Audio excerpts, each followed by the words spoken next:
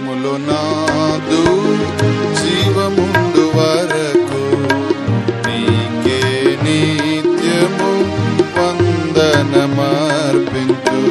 నాదు యాత్ర ముగియునప్పుడు చేరుదు పరదేశము. హల్లెలూయా హల్లెలూయా హల్లెలూయా ప్రభు కోరకే. హల్లెలూయా హల్లెలూయా హల్లెలూయా ప్రభు కోరకే. తల్లి గర్భమందే నన్ను ఏర్పరచెను, తన కుమారుని నాలో బయలుపరచెను.